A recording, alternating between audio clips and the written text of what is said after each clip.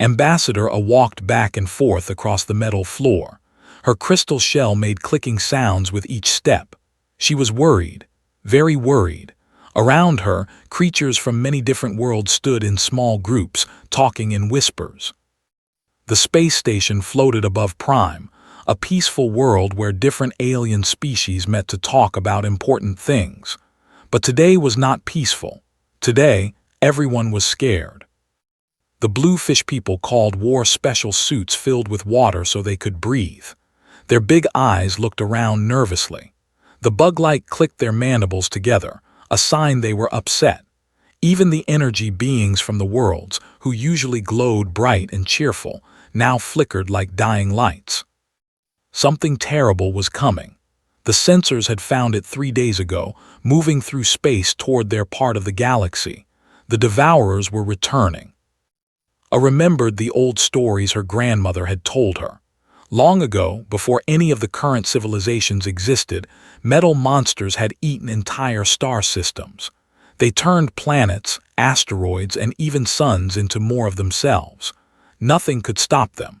They grew bigger and stronger with each world they consumed. Then, 3,000 years ago, they had vanished. Nobody knew why.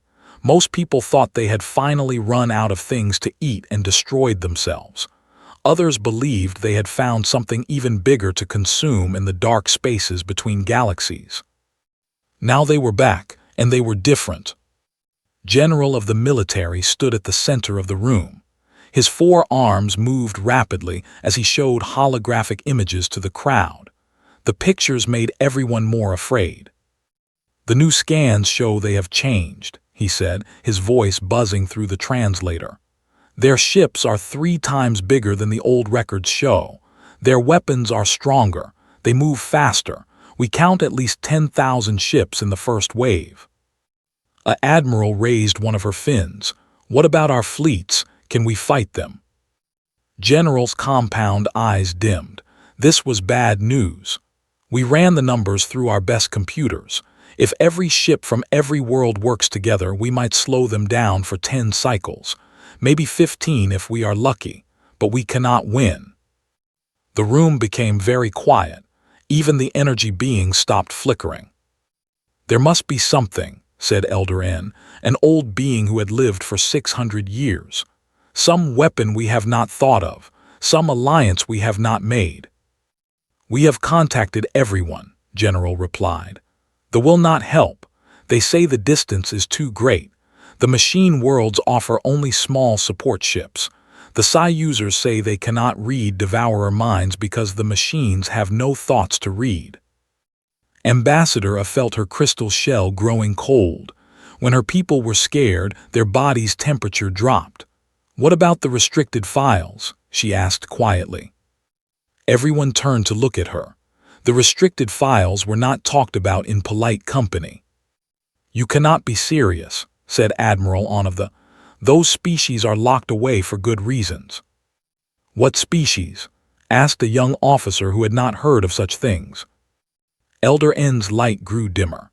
"There are some life forms that the Council decided were too dangerous to contact. Most of them destroyed themselves before reaching space travel. Others were so violent that we decided to leave them alone. The gas breathers from Toxic Prime who eat acid for breakfast," Admiral On continued.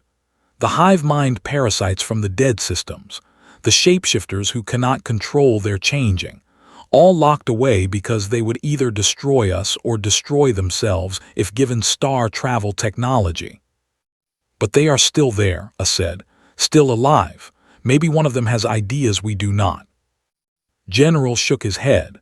"The quarantine protocols exist for our protection. These species are classified as galactic threats. Making contact with them might save us from the Devourers only to doom us to something worse." In the back of the room, a small gray creature had been listening quietly. Its name was Pips, and it worked in the data archives. Nobody paid much attention to archive workers. They just sorted old information and answered boring questions about trade routes and historical facts. But Pips had access to files that most people never saw. As the argument about the restricted species continued, It quietly activated a small data pad and began searching through classified records. The first files were about species they all knew were dangerous. The bone collectors who built ships from the skeletons of their enemies. The void singers whose music could drive other species insane. The world eaters who consumed entire planets just for fun. But then Pips found something different. A file marked with the highest security codes. A species that had been studied but never contacted. The file was labeled Extreme Caution Class 12 Inhabitants Survive Impossible Conditions. The planet was called Terra, or Earth in the native language. Pips read the report with growing amazement.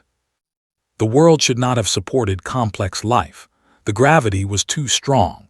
The atmosphere contained poisonous gases. The weather changed from extreme heat to deadly cold without warning. Massive storms regularly destroyed large areas. The ground shook and split open. Water fell from the sky so hard it could damage buildings. The star that warmed the planet sent down radiation that could kill most known species. But life had not just survived there, it had thrived. The creatures called humans had somehow adapted to all of these dangers. They lived in gravity that would crush most other species. They breathed air that would poison anyone else. Their planet tried to kill them every day, and they had learned to fight back. The biological reports were even more strange. Humans could survive injuries that would kill other species. They healed from damage at impossible speeds.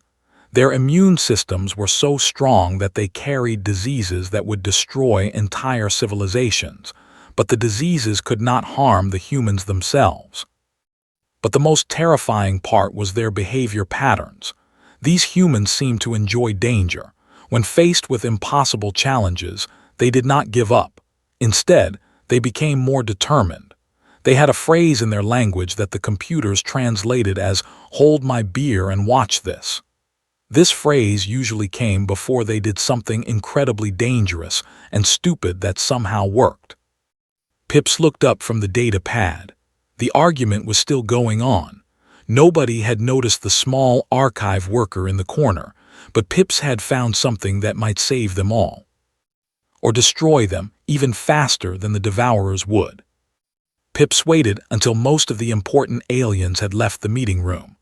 Only a few low-level workers remained, cleaning up and organizing papers. The small gray creature moved carefully to a private computer terminal in the corner of the archive section. The files about the human species required special codes to access. Pips had these codes because archive workers needed to organize all information, even the scary stuff. But looking at these files without permission could get Pips fired, or worse. The creature looked around one more time, then entered the codes. Hundreds of documents appeared on the screen. Survey reports, biological studies, psychological evaluations, and something called threat assessment reports that had big red warning labels. Pip started reading. The first survey ship had found Earth by accident. They were looking for gas giant planets to mine when their sensors detected signs of technology from the third planet. This was strange because their long-range scans said the planet was too dangerous for complex life. Captain had written in his report, "The planet appears to be actively trying to kill everything on it. Severe weather storms cover large areas. The ground moves and cracks open. Hot liquid rock shoots up from underground. The magnetic field changes randomly, which would confuse any navigation systems.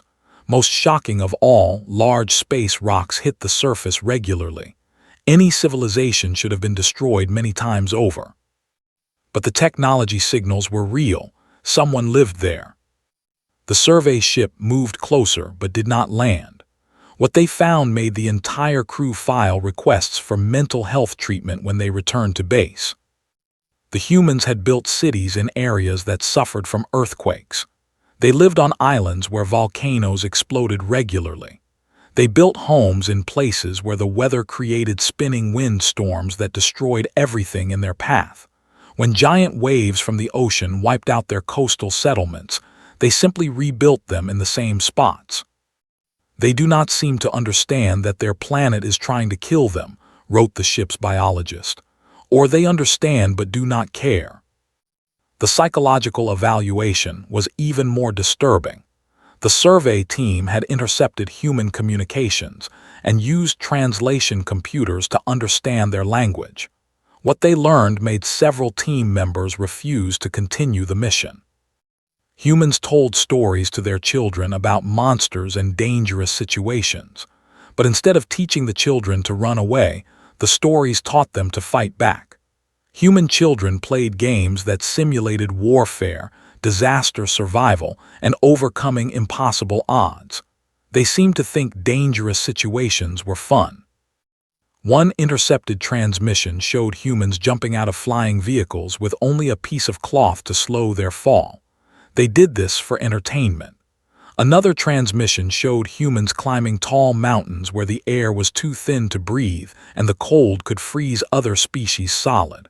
They called this a hobby. But the most terrifying discovery was how humans treated their own planet. Earth was a Class 12, the most dangerous rating possible. Most species would need heavy protective gear just to survive there for a few minutes. Humans wore almost nothing and seemed comfortable. Dr. the mission's chief scientist wrote, "I believe we have discovered a species that has been shaped by constant danger. Where other life forms would develop better hiding abilities or stronger armor, humans develop the ability to adapt to any threat. They do not avoid danger, they master it." The biological reports made every reader question whether humans were really the same type of life as other species. Their bone structure was incredibly dense and strong. Their muscle fibers were wound differently, giving them explosive power when needed. Their skin could heal from cuts and burns without leaving permanent damage. Most alien species had one heart, one liver, and one brain. Humans had backup systems for almost everything. If one part failed, another part could keep them alive. They could lose large amounts of blood and continue fighting. They could function with serious injuries that would put other species into shock. Their immune system was the most frightening part. Humans carried thousands of bacteria and viruses that would kill other species instantly.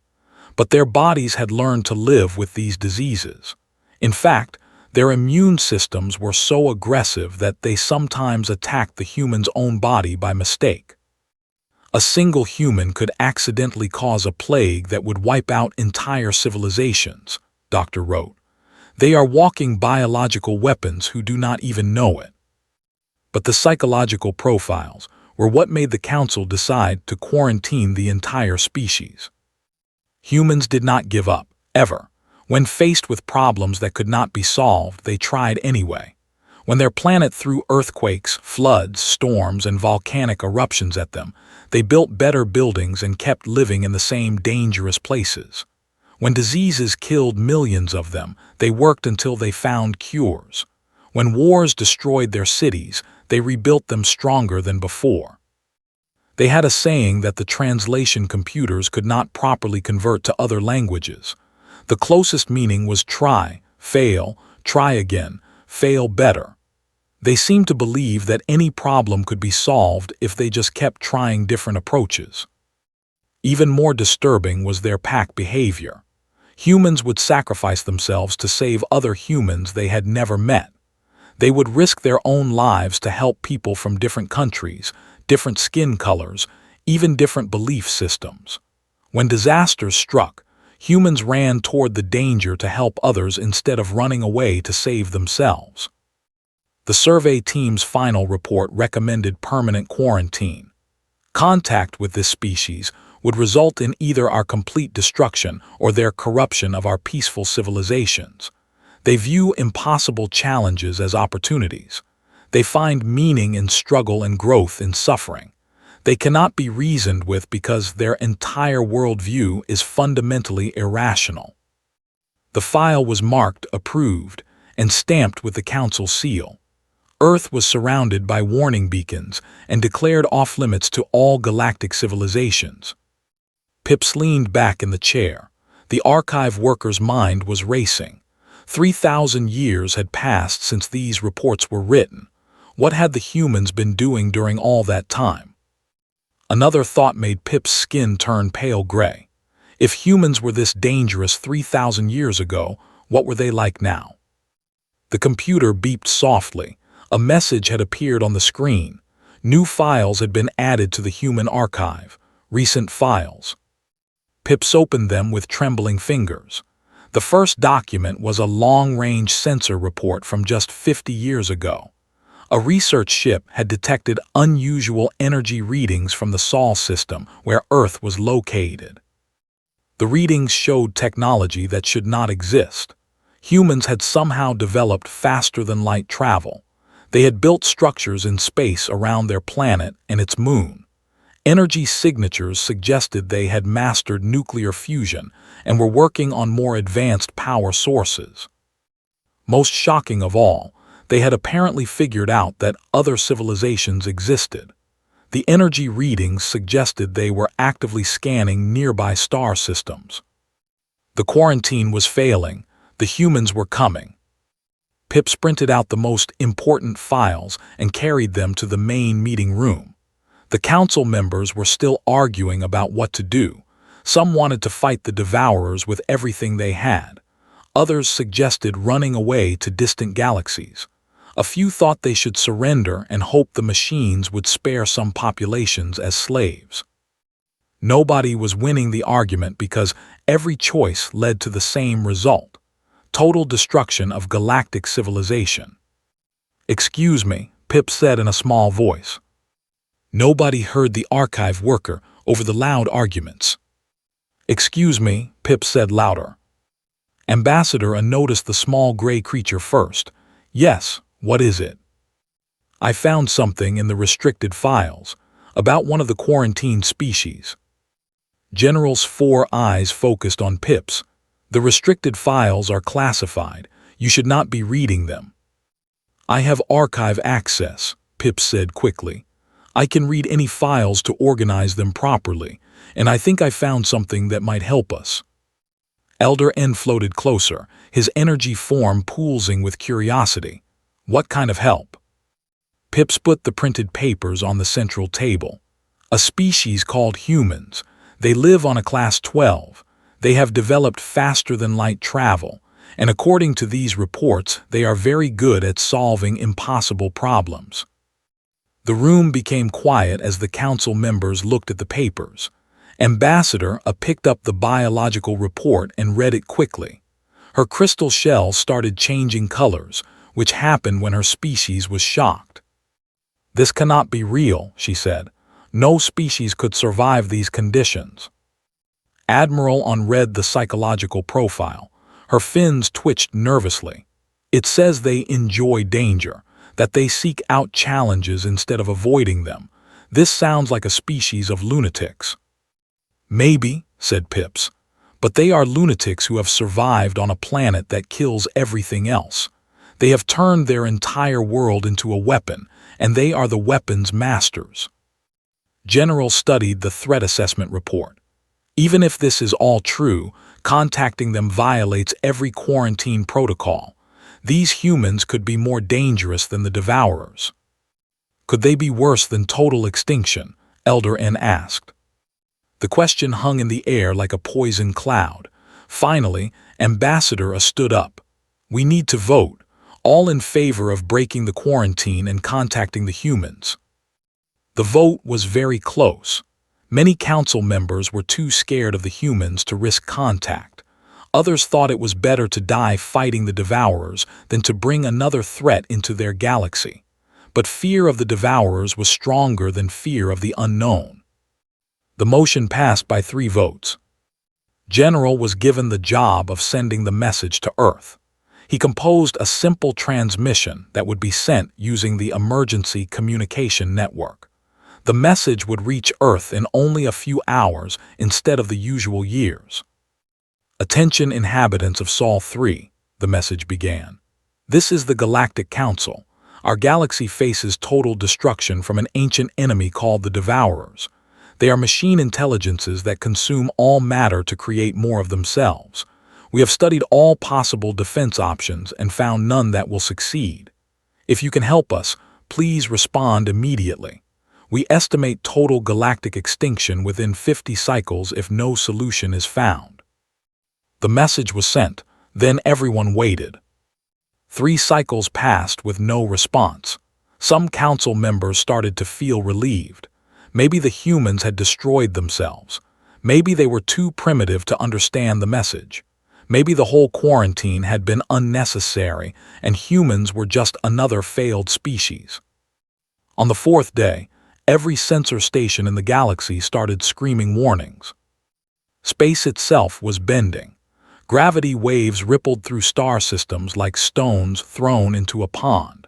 The fabric of reality was being twisted into shapes that made no sense according to any known physics. Then the ships appeared. They did not come out of hyperspace like normal vessels. Instead, they seemed to tear holes in space and step through them like walking through doorways. The holes closed behind them, leaving no trace except confused gravitational readings. The ships were wrong in every possible way. Where galactic civilization built smooth, elegant vessels with beautiful curves and artistic designs, human ships looked like they had been built in someone's backyard using spare parts. They were covered with ugly antennas, weapon systems that stuck out at random angles, and armor plating that looked like it had been welded on as an afterthought. But they were huge, and there were hundreds of them. The lead ship contacted the Galactic Council station directly.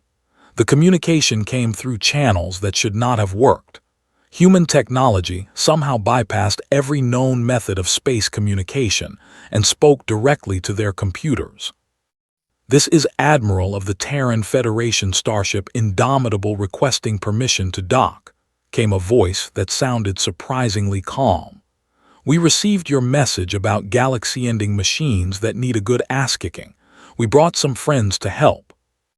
Ambassador almost dropped her translator device. "How many ships did you bring?" "Oh, just a small expeditionary force," Admiral replied. 800 ships, about 2 million personnel. We figured we should start small until we know what we're dealing with." 800 ships. The entire Galactic Council could only gather 400 ships from all member worlds combined, and humans called 800 ships a small force. General's mandibles clicked rapidly. "What class are your vessels?" "Mixed bag," Admiral said cheerfully. "Got some destroyers, cruisers, a few battleships, couple of experimental ships we wanted to test out. Oh, and we brought the Mammoth-class Dreadnought Defiant just in case things get really ugly." Nobody in the galaxy built Dreadnought-class ships anymore. They were too expensive and too dangerous. Most civilizations had decided that any problem requiring a dreadnought was a problem that diplomacy should solve instead. Humans had built one just for this mission. "Permission to dock granted," Ambassador said weakly. "Base 7 can accommodate your shuttle." "Great, fair warning though, our shuttle might be a bit bigger than you're expecting. We'll try not to break anything important." The human shuttle that approached Base 7 was the size of a small warship.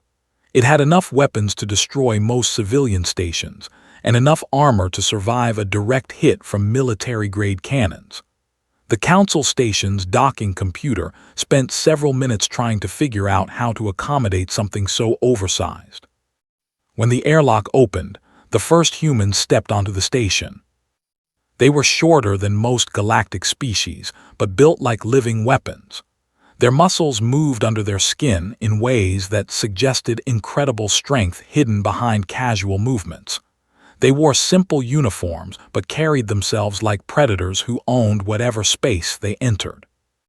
Most disturbing of all, they were smiling. Admiral was a woman with gray hair and scars on her hands that suggested a lifetime of fighting. She looked around the docking bay with bright eyes that seemed to catalog every detail as either useful or threatening. "Nice station you have here," she said to the welcoming committee. "Bit fancy for our taste, but we like what you've done with the place. Now, where are these devourers that need some attitude adjustment?"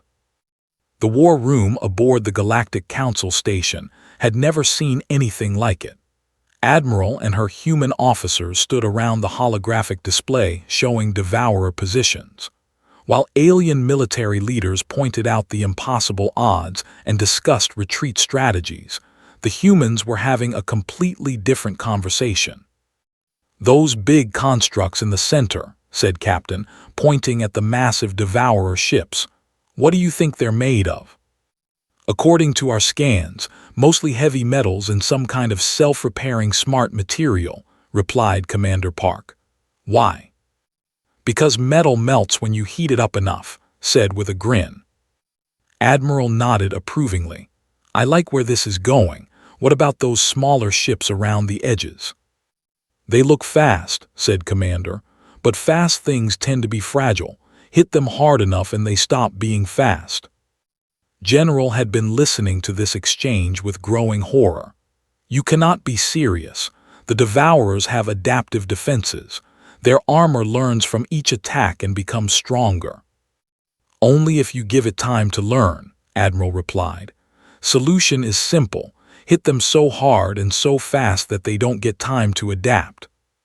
"But their defensive calculations show," began Doctor, the Council's chief military scientist. "Math is for people who don't have enough explosives," interrupted Captain. "We've got plenty of explosives." Elder N flickered nervously. "Your strategy seems to rely heavily on direct confrontation. Do you have any backup plans if the frontal assault fails?"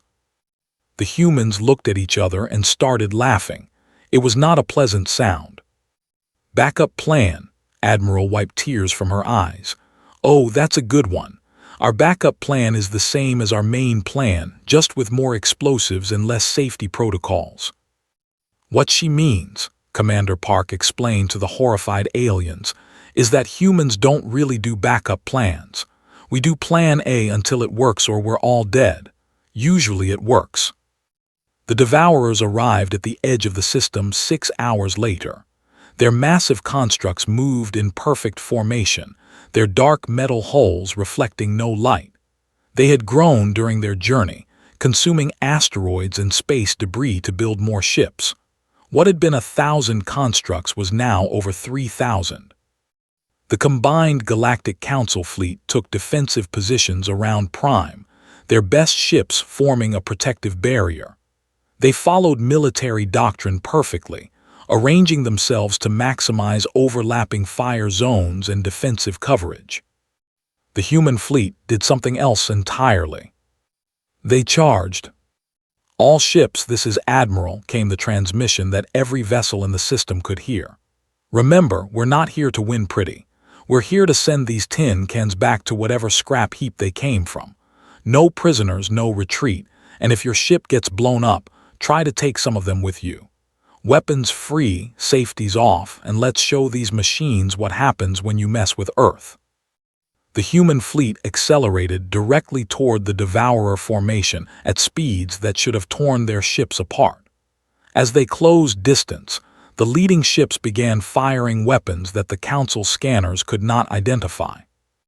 The first weapon looked like a simple projectile cannon, but when the shells hit Devourer armor, they burned through metal like acid through paper. The projectiles were somehow getting hotter as they flew, reaching temperatures that should have melted the weapons firing them. "How are they doing that?" whispered Doctor.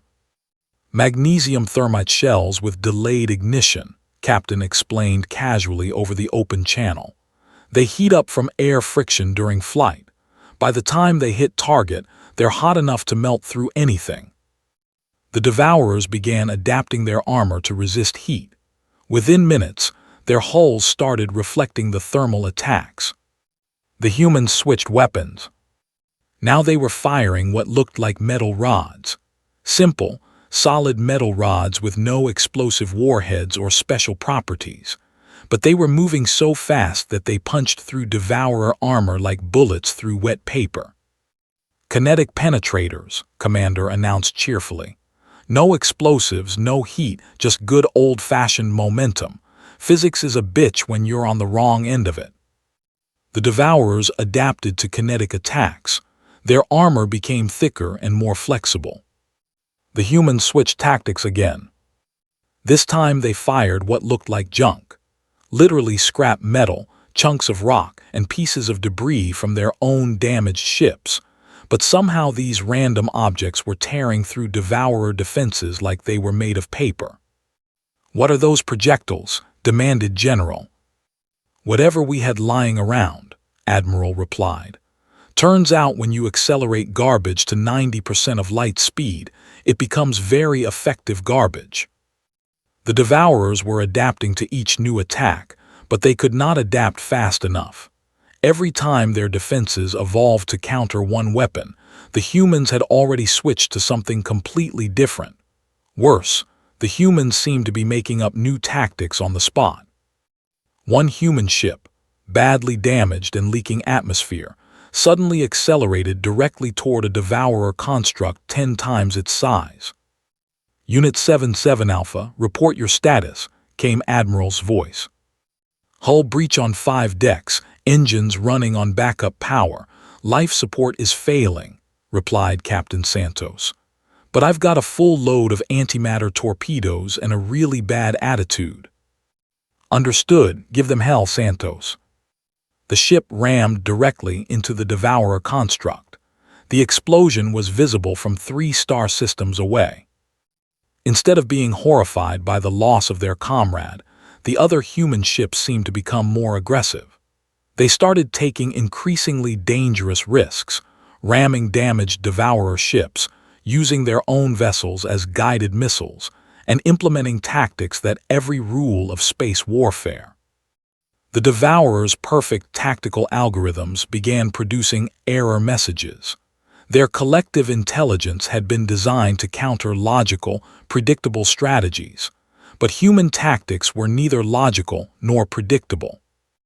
When the Devourers concentrated their forces to overwhelm one section of the human fleet, the humans scattered in all directions and attacked from angles that should not have been possible. When the Devourers spread out to cover more area, the humans concentrated their fire on single targets until they were completely destroyed. Most confusing of all, the humans kept talking to each other during battle. Their communications were not tactical updates or strategic coordination. They were joking, insulting each other, and making references that the translation computers could not process. "Your port armor looks like Swiss cheese," came one transmission. "Still better looking than navigation," Admiral replied. "Hey, I got us here, didn't I?" protested. "You got us here eventually, after taking a scenic route through 3 asteroid fields and a nebula." The Devourers tried to analyze these communications for tactical information. Their computers spent valuable processing power trying to understand why humans discussed dairy products and recreational flight paths during combat. The turning point came when the largest Devourer construct, a command ship the size of a small moon, attempted to demonstrate its superiority by targeting the human flagship directly. The Indomitable was already heavily damaged. Its armor was gone, its weapons were mostly destroyed, and its hull was held together by emergency patches and what appeared to be metal tape. "All ships, this is Admiral," came the final transmission from the flagship. "It's been an honor serving with you crazy bastards. Tell Earth we went down swinging." But instead of dying quietly, Admiral ordered her ship to accelerate directly toward the Devourer command construct. "What is she doing?" whispered Ambassador "Something appropriately human," Elder N replied.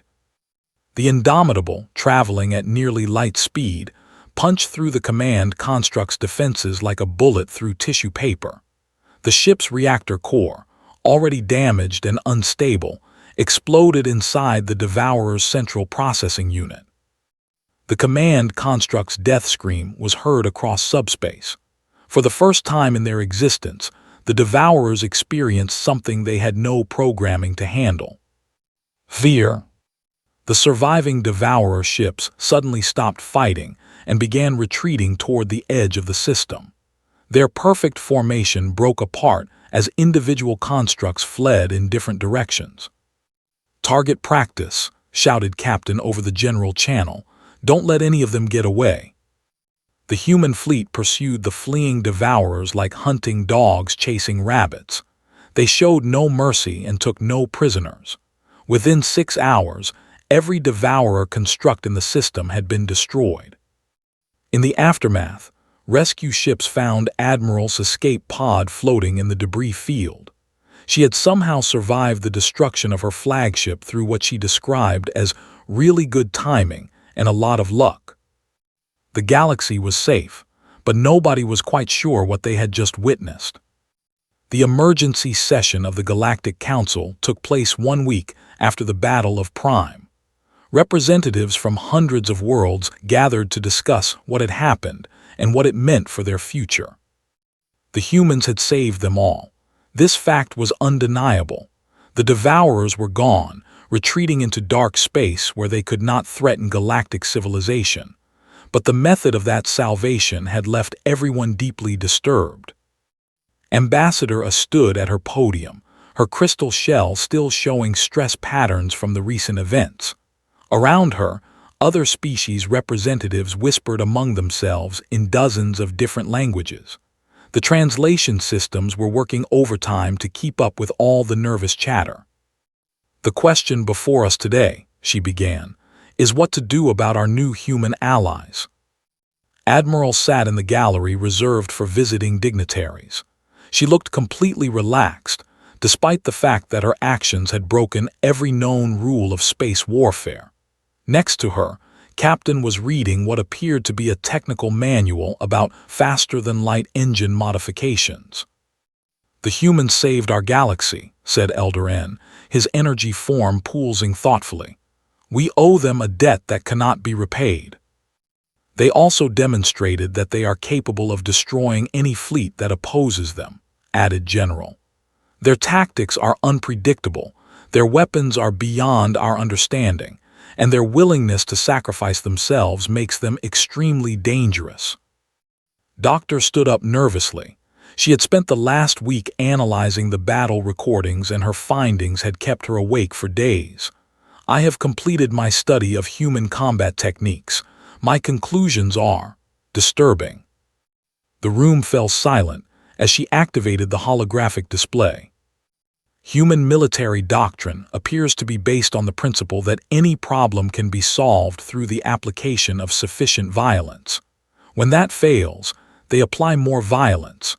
When that fails, they apply violence in creative ways that should not work but somehow do. Images from the battle appeared in the air above them. Human ships ramming devourer constructs, weapons that changed function mid-battle, tactics that made no sense according to any military textbook. "More troubling is their approach to casualties," Doctor continued. "Where other species view the loss of ships and crew as failures to be avoided, humans view them as acceptable costs toward achieving objectives. They will sacrifice themselves without hesitation if doing so helps their team succeed." Admiral raised her hand. "If I may respond to that." Ambassador nodded. "Please, Admiral." "You're making it sound more complicated than it is," said, standing up. "We fight to protect people we care about. Sometimes that means taking risks. Sometimes those risks don't pay off. But sitting around doing nothing while people get hurt is not acceptable to us." "But your casualty rates," began Doctor. "Are acceptable because the alternative was everyone dying," interrupted. "We lost 47 ships and 3,000 crew members. That's tragic. But if we had not fought, billions of people across the galaxy would have died. The math is pretty simple." Captain looked up from his manual. "Plus, most of our people got out alive. We're pretty good at escape pods and emergency procedures. Years of practice." Elder N flickered with curiosity. "Practice with what?" "Oh, you know," shrugged. "Natural disasters, industrial accidents, wars, plagues, asteroid impacts, nuclear meltdowns, alien invasions. The usual stuff." The room became very quiet. Other species dealt with these things maybe once in their entire civilization's history. Humans apparently considered them routine. "Which brings us to the main issue," said Ambassador. "The quarantine protocols that kept humanity isolated from galactic civilization for 3,000 years. Those protocols no longer make sense." Admiral Onatha spoke up. "Surely we can maintain some restrictions. Humans may have saved us, but they are still incredibly dangerous." "Dangerous to who?" Admiral asked. "We came here to help you fight machines that wanted to eat your entire galaxy. We won. We're going home. What exactly are you afraid of?"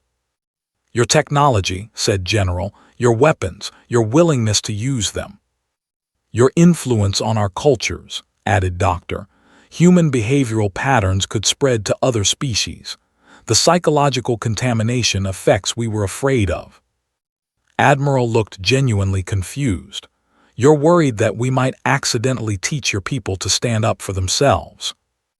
"We're worried that you might accidentally teach our people to solve problems by ramming things with starships," General replied. Captain grinned. "To be fair, that does work pretty well." The debate continued for hours. Some council members wanted to maintain the quarantine and pretend the humans had never existed. Others wanted to establish limited contact for trade and technology exchange. A few suggested offering humanity full membership in the Galactic Council. In the end, they reached a compromise that satisfied nobody and confused everyone. Humanity would be granted associate membership in the Council. They could attend meetings and participate in discussions, but they could not vote on major policies. Trade would be allowed, but with strict restrictions on technology transfers. Most importantly, any human military intervention in galactic affairs would require approval from a majority of council members. Admiral listened to this decision with an amused expression. When asked for her response, she stood up and smiled. "That all sounds very reasonable," she said. "We accept your generous offer of associate membership." Ambassador felt relieved. Perhaps humans could be managed through proper diplomatic channels after all. "However," continued, "there are a few things you should know about human nature that might affect these arrangements." The relief faded quickly. "First, humans don't really like being told what we can and cannot do. We tend to interpret restrictions as challenges rather than rules. Second, we have a bad habit of showing up uninvited when people are in trouble, whether you ask for help or not. And third, we're really bad at following procedures when those procedures conflict with doing the right thing." She paused to let this sink in. "But we promise to try to be more civilized in the future, assuming the galaxy doesn't get invaded by anything else that needs a good ass-kicking." Captain raised his hand. "Speaking of which, our long-range sensors detected some weird signals from the Andromeda galaxy. Might want to look into that." The council members looked at each other with growing dread. Were there more threats out there? More ancient enemies that might require human intervention? Elder N decided to ask the question everyone was thinking. If another crisis arises that threatens galactic civilization, will humanity respond? Admiral's smile became predatory. "Elder N, we're humans. Fighting impossible odds against terrifying enemies is basically our hobby. Of course we'll respond." 3 months later, the Galactic Council received its first official request for human military assistance. A mining colony in the Outer Rim had been attacked by unknown raiders using advanced technology. Local security forces had been overwhelmed. The Council spent 2 weeks debating whether to approve human intervention. During that time, the raiders destroyed 4 more colonies. Then Admiral's voice came through the emergency communication network. "This is the Terran Federation ship Unstoppable, currently in orbit around the US mining colony. We've eliminated the raider threat and rescued all hostages. The attackers were using stolen Devourer technology, by the way. You might want to investigate where they got it." The Council had not approved the mission. The humans had gone anyway. Ambassador aside and updated Earth's file classification one more time. The new designation read, Class 15, inhabited by lunatics who cannot be controlled but probably should not be. At the bottom of the file, someone had added a handwritten note. Recommend friendship over conquest. Also recommend keeping emergency communication channels open. They seem to like helping with emergencies. The galaxy was safer now. It was also much more confusing, but most council members had decided that confusion was better than extinction. Besides, the humans made excellent coffee, and their engineers had fascinating ideas about faster-than-light travel that involved folding space in ways that made theoretical physicists weep with joy. As long as they were pointed at external threats rather than internal politics, having humans around might actually be quite useful. Even if nobody could predict what they would do next.